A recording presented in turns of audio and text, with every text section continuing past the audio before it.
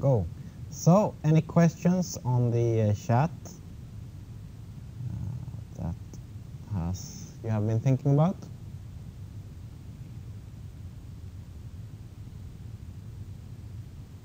Nothing? Okay. As I said before, one important thing to remember, especially in the future when you do your class diagrams, think about the purpose of the diagram. What is it that you want to show? What is it that you want the reader of the diagram to get knowledge about? What do you intend to use this diagram for? Because these examples that we have been doing, well, they're quite contained and we can add everything without too much problems. But in reality, well, things get messy quite fast, and learning what to show and not to show in different situations can be a little bit tricky. So think about who is supposed to read this diagram, what is the knowledge that I would like to show in it, and what is the purpose of the diagram that I make. So let's move on then to continue with the final two gang of 4 patterns that we are going to talk about. And this pattern is maybe most recognized by doing something like this.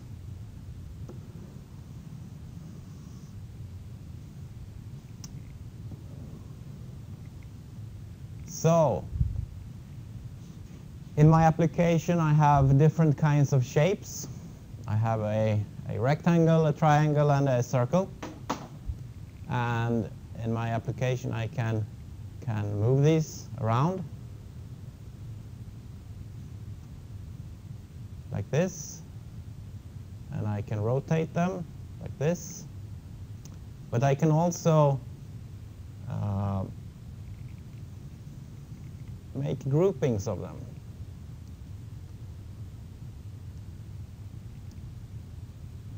So, and then I can treat this whole group as a single object and do, well, the same things as I can do on an individual object. The same thing is with file systems. You can delete a file, but you can also delete a directory that contains many files, and the same thing will happen. And this is something that we need to support in many types of applications, to the ability to treat a collection of objects like one object. And fortunately, there is a pattern for this. So think about this as, okay, I would like to handle different types of shapes like one big shape. And I can scale and I can move and do the common things that I can do on a shape using this pattern. So let's find our presentation.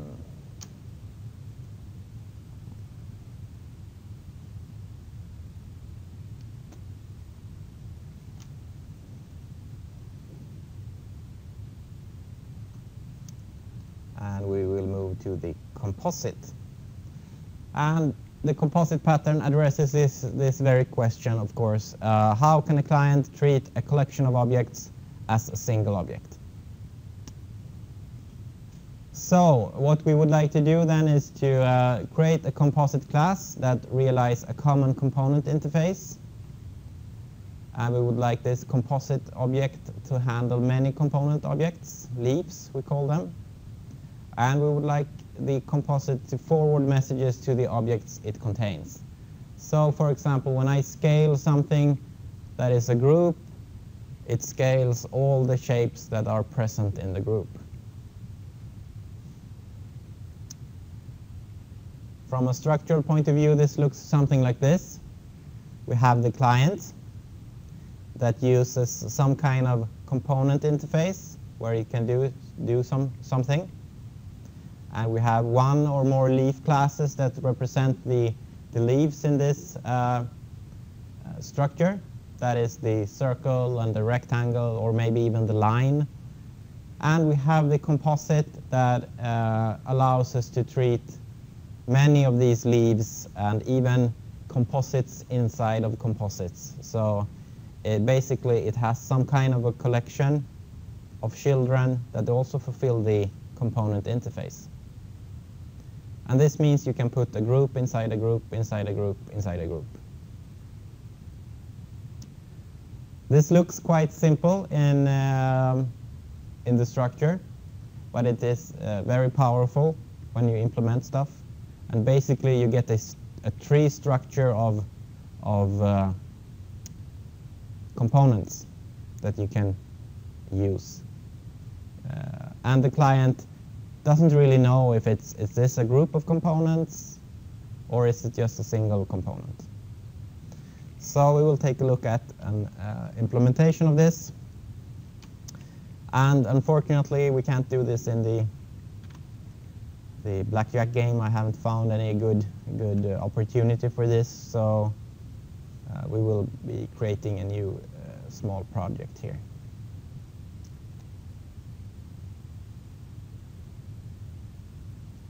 Not C++.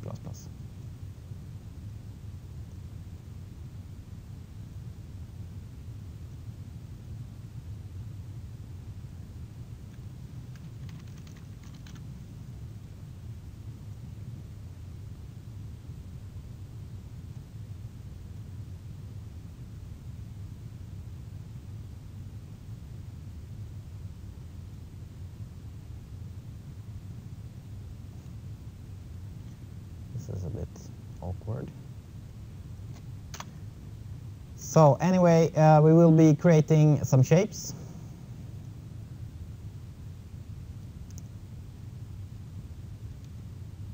Let's create an interface first.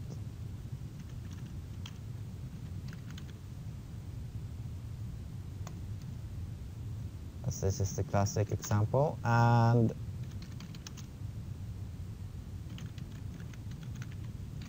we will calculate the area of the shape.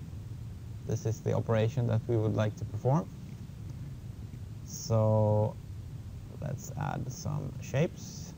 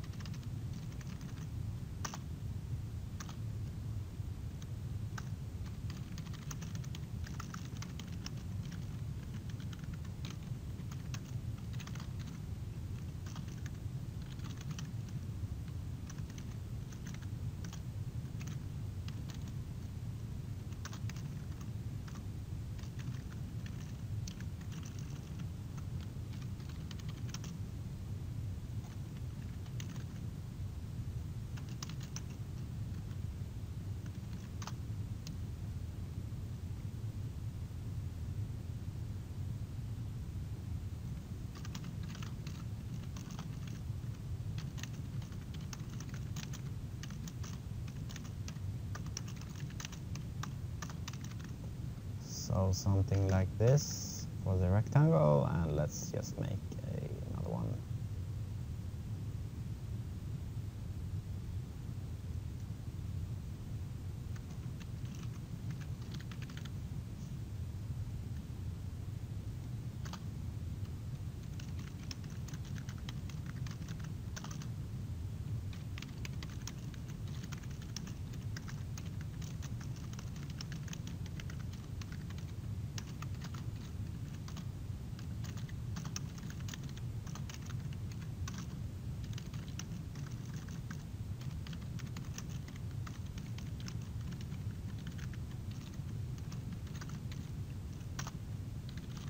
So what is this?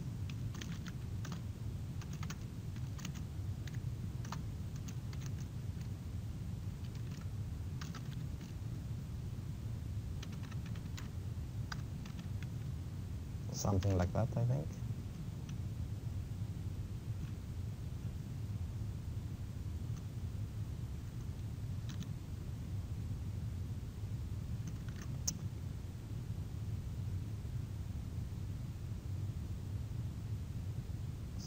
something in the chat. Yeah, we have MathPy. Maybe you should do that.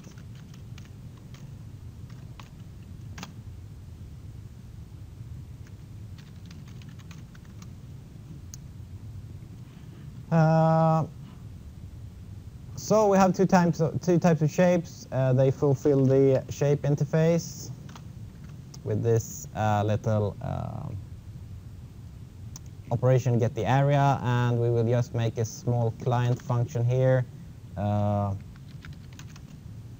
a static print area.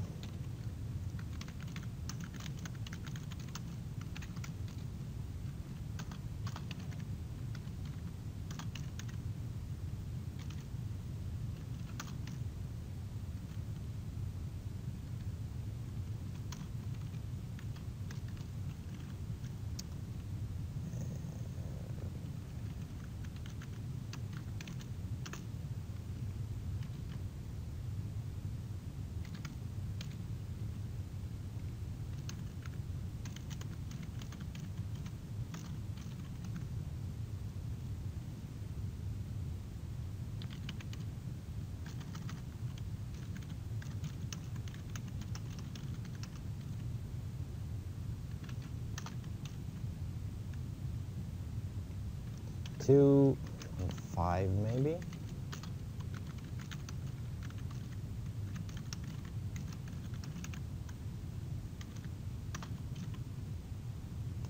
And let's take 2 as a radius.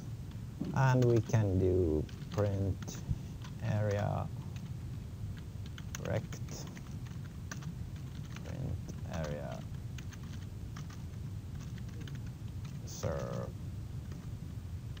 circle.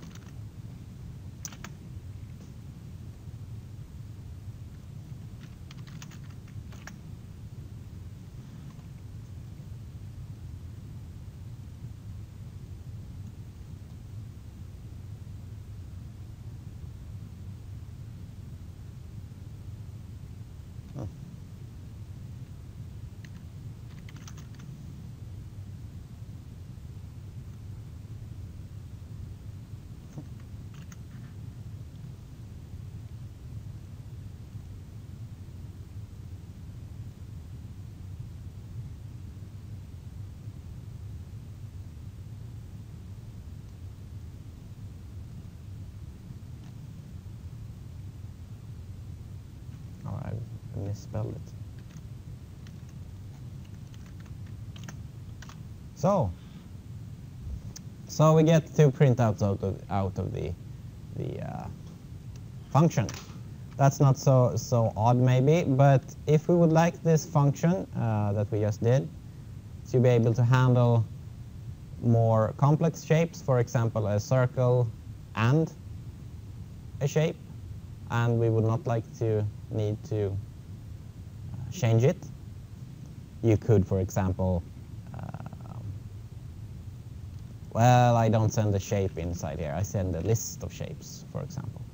But for some reason we don't want to do this, so we cannot do this. So then we need to use this composite pattern. So let's add this one.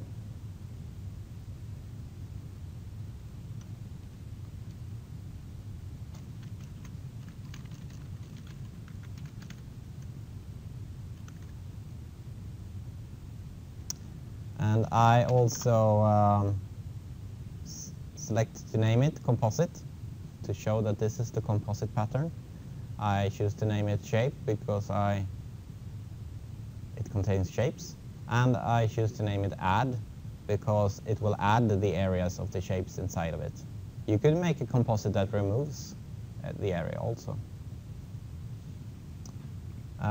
It should fulfill the interface of a shape.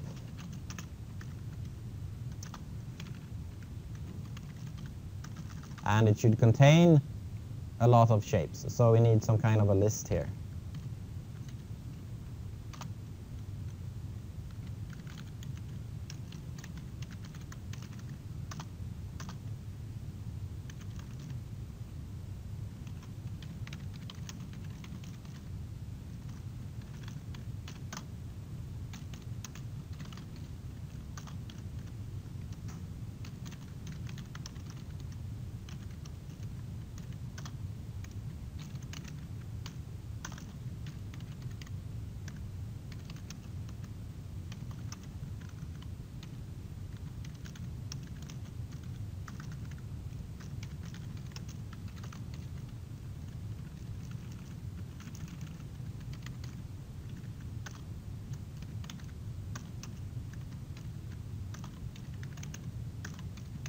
We need the functionality to add shapes into the composite.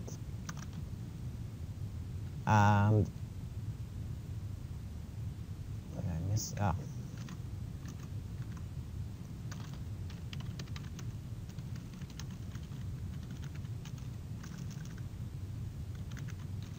and we need to fulfill the interface of a shape. And the way to do this is then to get the shape, the area of all the shapes inside, and calculate a total.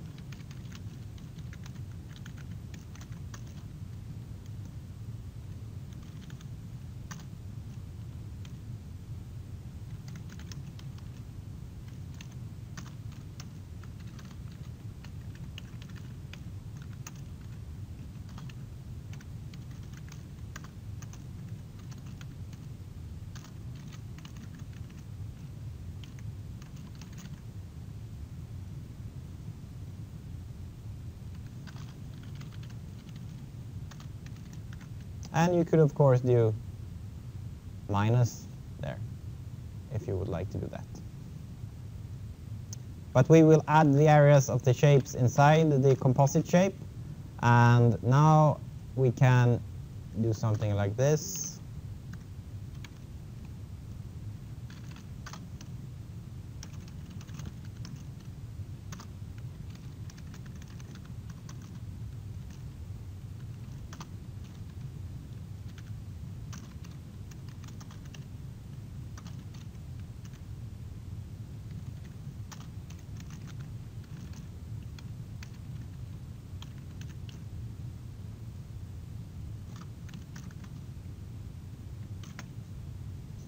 And we get the total area instead. So without changing our client, in this case this little ugly static function, we can let it treat a collection of objects as a single object. It's totally oblivious of, do we have a shape that is made up out of several shapes or not? And there could even be shapes inside of shapes, and so on and so forth. It's easy to make mistakes using the composite pattern. For example,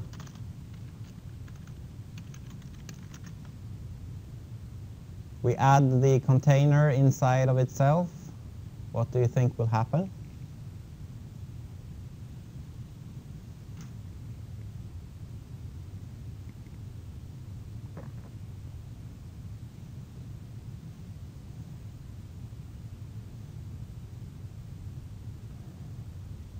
Yeah, it's something like a black hole. So it's like, well, I add myself into myself, and when we try to print, what actually will happen is that, well, I will call myself, and I will call myself, and I will call myself, and myself, and myself, and myself, and myself. So what will happen actually in the program, I hope, we will get an exception. And why will we get an exception? We will run out of memory. And we will run out of a certain kind of memory, actually. Because in a programming language, you have something called a stack. When you debug applications, you can see the call stack. And this will grow and grow and grow and grow and grow and grow and grow, because there is no end to this calling of functions, and we will get exactly a stack overflow. So the memory of the stack is quite small. I don't know what it is in C#, but typically the stack memory is 2 megabytes or something like that. And when you call a function, local variables, return values, and stuff like that are stored in this memory. So we eat up a little bit of the stack for every function call we make, and when we return, we get that memory back. So it grows and shrinks depending on how many function calls, how nested, how deep the nesting goes. And in this case, the nesting is, well, it's forever, so to speak. So let's run this and see what happens. Yeah, process is terminated due to a Stack Overflow exception.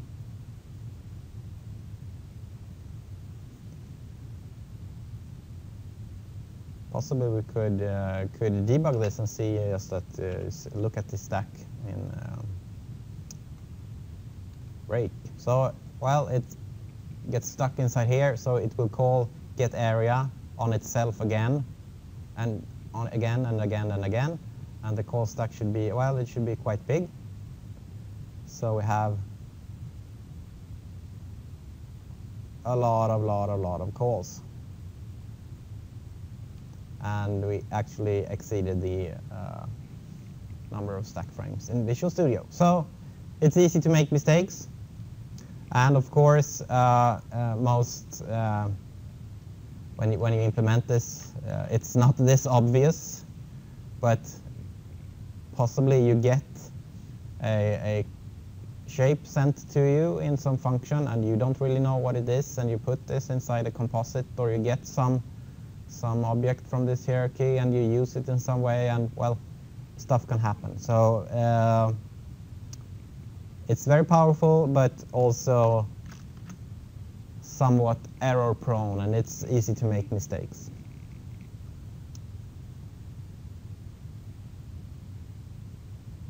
So, composite pattern. We had our interface, we used the shape interface, get areas operation. Our client was this small function. The leaves were rectangle and circle, and the composite was, well, it was the composite. I did not implement the remove operation here. So the advantages are that the client can treat collections of objects as a single object. We don't need to change the client, and we don't need to add complexity to the client to handle collections of stuff. And this is also something that works recursively, so we can have stuff inside of stuff, so on. This makes it easier to add new component realizations, new leaf classes.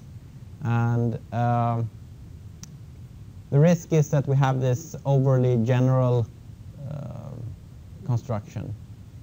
For example, what if two leaf objects don't really mix with each other? It's not that easy. If you need some concrete component from this, this hierarchy of objects, well, then you need to rely on casting or something like that. Well, I need the rectangle because I need to print the width and the height. That becomes really, really messy. And creation of this is something to be wary about. Who creates this hierarchy? How can we create it so that mistakes like the stack overflow are not are avoided at least? So powerful, but used with care. And we will actually continue with this example because the next pattern is visitor, and this addresses the problem of adding functionality in a dynamic way to a class hierarchy, and this is exactly what we have actually in the composite pattern. We have a hierarchy of objects that all fulfill a common interface, and we would like to do something special for every type in this hierarchy. So we would like to do something special for the rectangle and do something special for the circle. And possibly this is not something that you would like to add as a function in this hierarchy. We could imagine that, well, we would like to print what kind of shape it is that we actually calculate the area of. And how should we do this? Well, we could add this get string or get type or get printout function in the shape interface, but that kind of like makes all the shapes, breaks a little bit of our model view separation principle. So it is not always that you would like to add the functions directly inside the hierarchy, because it violates some other principle that you got. For example, I don't want to add console printouts into my shapes because they should not rely on the console. And maybe also we don't have a console-based user interface the next time, so getting strings is not that good either, because I would like to display a circle visually and a rectangle visually instead of printing a text. And I don't really would like to compare text strings because they are not type safe. It's easy to make mistakes and they're kind of like a hidden dependency. So the idea then is to use the visitor pattern. And this pattern is a little bit awkward and it's somewhat magic. So we will try to make some sense out of it and we will see where we end up. Well, the idea is at least to create a visitor interface with an operation for every class in the hierarchy. So we will create a class that has an interface that has an operation for the circle, an operation for the rectangle, and an operation for the composite. Because this is our hierarchy. And then we will create an accept operation in the hierarchy base class or interface. So we will create a new function in our interface to accept a visitor. And we will use the visitor interface object as an argument to this function. And then we will let the concrete classes in the hierarchy, the circle, the composite, and the rectangle, call the specific operation on the supplied visitor argument. And then the visitor itself can do whatever it wants.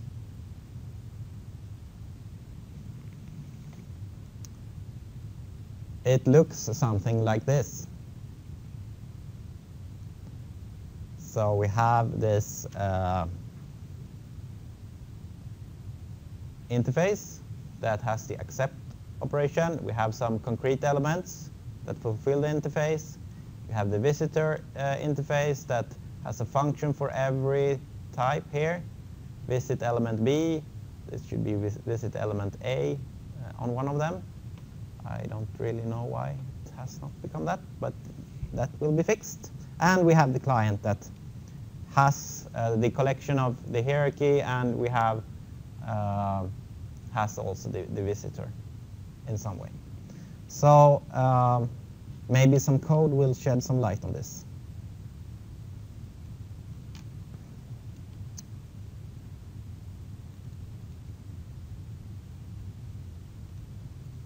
Let's add the visitor interface to start with.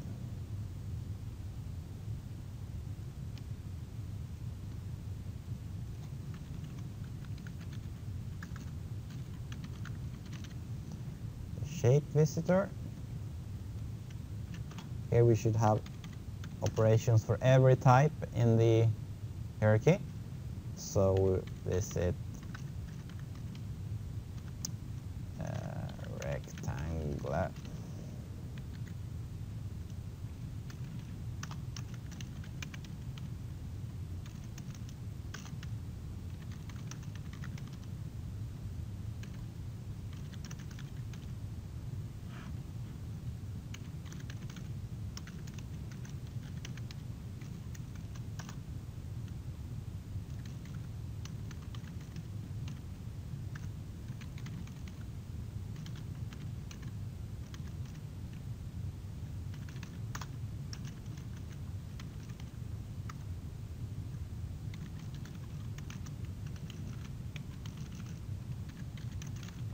This was the first step. The next step is to add the accept operation here.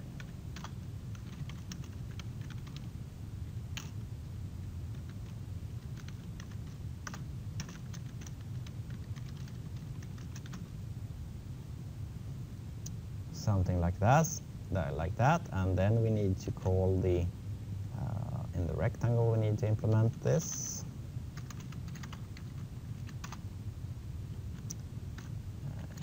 Visitor, and it should visit a rectangle, and we should send this. So in the visitor, I tell the visitor, okay, I'm a rectangle because I know I'm a rectangle, and so I call the visit rectangle function, and I supply myself so that the visitor can do what it is that he wants to do with this rectangle. For example, get the width or height, or just print that it's a rectangle. And the same thing for the circle.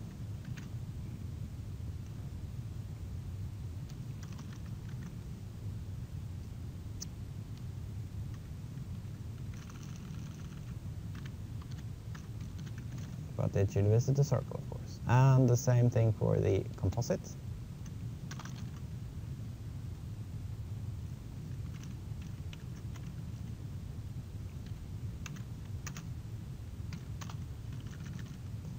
And I also need to visit all my children here.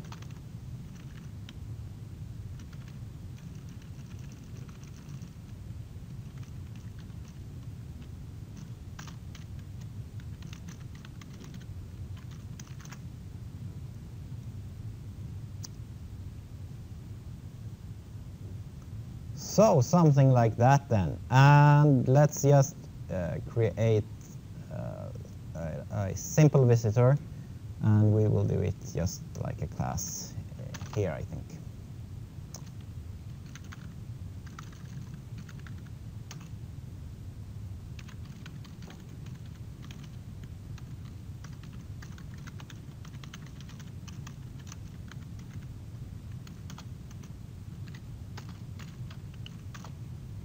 And this means that I need to implement these.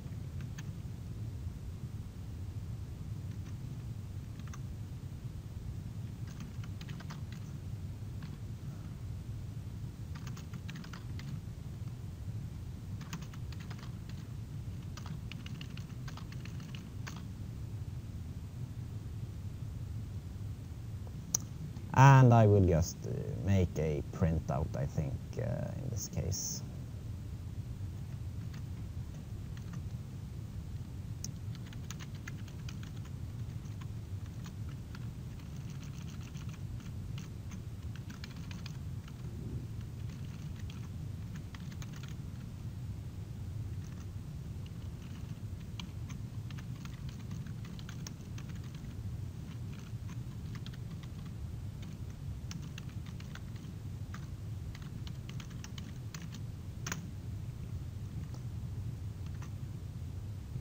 So something like that maybe should do it.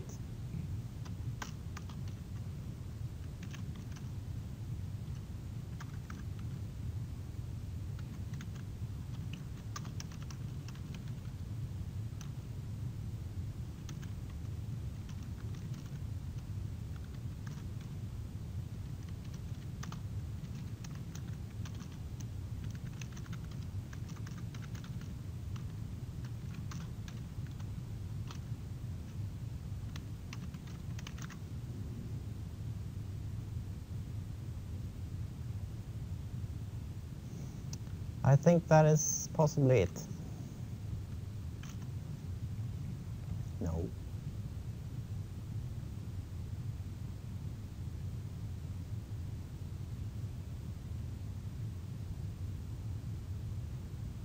Uh-huh.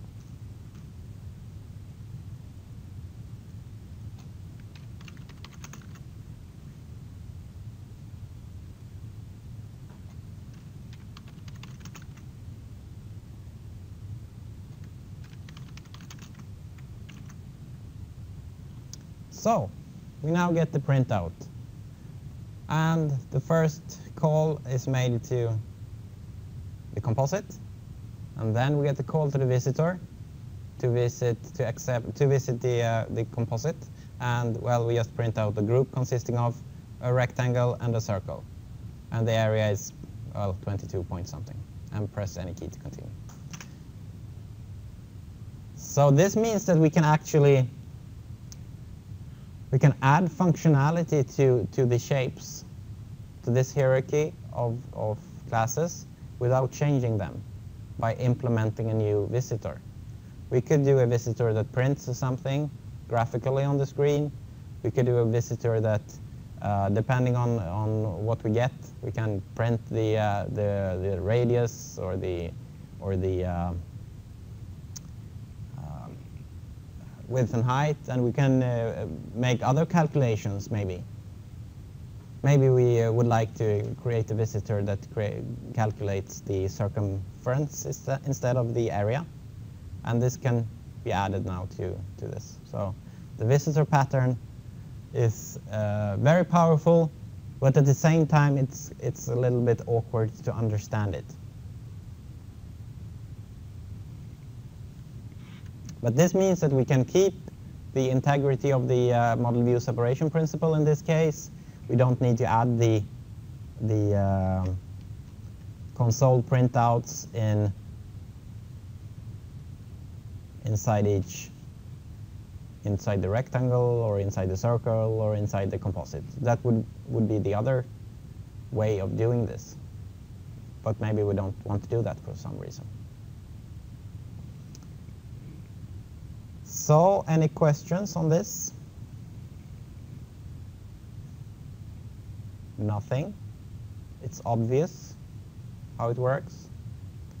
As I said yesterday, I think you should experiment with this kind of stuff on your own, because that's the only way to actually learn how to do them properly. So try to implement, for example, use this code and try to implement some other kind of visitor. Yeah, visitor is really cool, and it kind of like lets us have both sides of the cake, so to speak. In one part we can work on this abstract shape here, but we can add functionality for the concrete subclasses of shape or implementations of shape without resorting to type safety, casting, reflection, and stuff like that. So visitor is really cool. So this was the structure, and the consequences are that well, we can now provide dynamic functionality to and we can add this to a class hierarchy during runtime. We can add new functions as we see fit. If we add a new class in the hierarchy, we need to update the visitor interface, and this potentially becomes some work to do. However, it is possibly safer, at least, than to get compiler errors, because that is what you will get. You will get a compiler error for each function you need to add, and it can of course be laborious, but it's definitely safer than resorting to casting or some kind of type switching, where you will need to remember all the places instead. We can keep the element hierarchy cohesive. We don't need to add the console printouts into the shapes, and that's a good thing, because, well, the shapes should only be concerned with their area. And it can be hard to know what the actual visitors need, because this means you need to, when you construct your element hierarchy, you need to kind of like think about what will possible future visitors need to get out of me.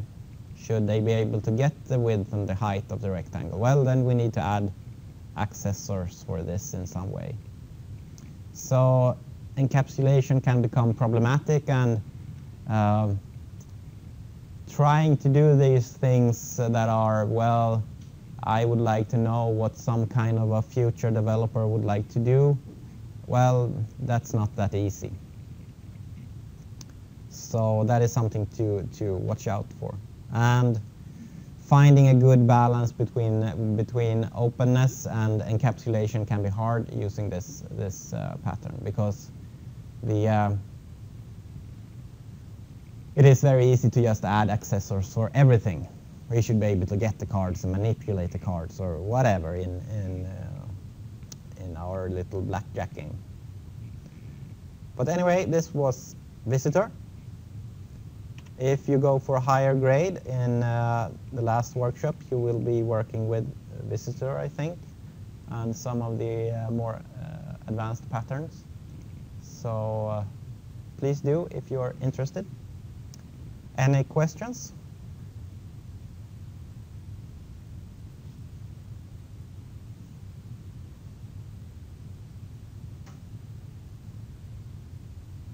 All right then. That's about it for me for today. On Friday we will be talking about design principles, and this is basically stuff that we have been talking about and have been using, but there are some other names for it that you might encounter that are good to know and know about. So we will be talking about that.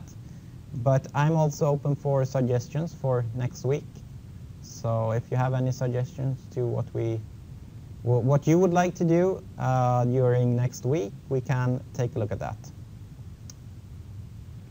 Also, this afternoon, I will open up the testing system, the exam system, for you to try out. I will post this on the course homepage, so you can take it for a test drive at least. The questions are, of course, not the ones that you will get on the exam. Actually, they are old questions from the iterative software development course. I don't know if you have attended it or not. Yeah, you have. So you can test yourselves again there. Unfortunately, the questions are in Swedish. So, but you can at least get a feel for how this system works, and I can get some test runs of it also, and we will sort out any problems. So the questions are actually from the book. So if you really want to answer them correctly, you can use the book and look them up. But don't focus on that. Focus on just getting to know the testing system, so that you're not so surprised when the real system is available. And basically, it's a multi-choice question test. You will get a few questions. You have a limited amount of time to answer them. You hand in your test. You can then comment on questions that you have answered incorrectly and supply some kind of motivation or something like that to why you answered as you did. And if you are lucky or have a good motivation, you will get a bonus point for that question, and well, hopefully you will get a passing grade towards the end. So, but you can take it for a test spin later this afternoon, and I will post a link on the course homepage also. And don't forget the deadline for handing in the workshop. So, I think that's it for me for now. So, see you on Friday then. Bye.